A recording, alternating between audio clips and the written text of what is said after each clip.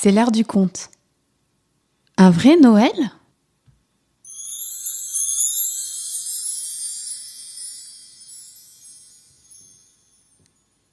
Il était une fois un Noël pas comme les autres. Un Noël qui était arrivé trop tôt, en plein mois de mai, et sans prévenir personne. Rien n'était prêt. Sur la terre, ce fut la surprise générale. Pensez, cette année, Noël tombait le 17 mai. Personne ne s'y attendait. Noël, on l'attendait bien, mais pour plus tard, pour le 25 décembre, comme chaque année. Alors évidemment, la question était sur toutes les lèvres. Mais qui donc a décidé cela ? Toutes sortes de suppositions furent avancées. On soupçonna les églises de vouloir se faire de la publicité. On parla d'une tradition secrète, remontant à un 13e apôtre connu des seuls initiés. On évoqua une réforme secrète du Vatican. On accusa les marchands de muguet, les commerçants, les politiques, bref.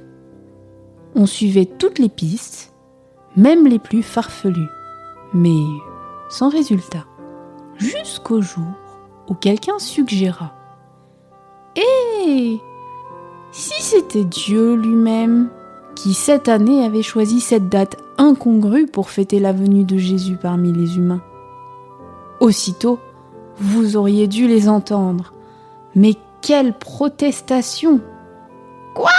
Noël en mai ? On n'a pas idée ! Si même au ciel, il n'y a plus de saison, mais où va-t-on ?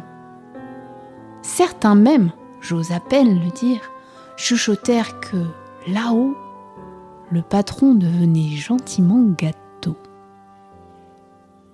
Et quelle réclamation ! Comme personne n'avait été averti, rien n'était prêt. Les stocks de crèches s'entassaient au fond des entrepôts. Les jeunes sapins grandissaient encore dans les clairières. Les commerçants s'arrachaient les cheveux. Noël sans cadeaux, Noël sans vitrine, Noël sans traîneau, sans dinde, sans marrons glacés, sans chocolat et sans vin chaud. Mais quelle catastrophe !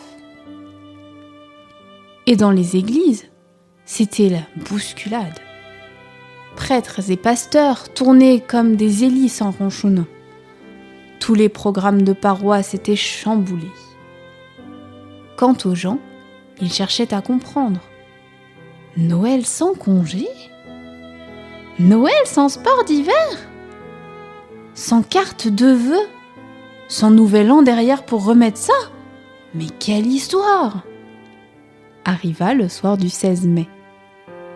Dans les salles de séjour, dans les cuisines, dans les sacristies, rien n'était comme d'habitude. Tout le monde était quelque peu déboussolé. Tout le monde était déçu, je crois, en songeant à ce qu'il manquait pour faire un vrai Noël. Tout le monde ? Non. Dans un coin perdu, quelques bergers et 3 savants un peu rêveurs balbutiaient de joie. Ils avaient deviné, eux, que Noël, c'est l'inattendu de Dieu qui prend visage sur la terre des humains.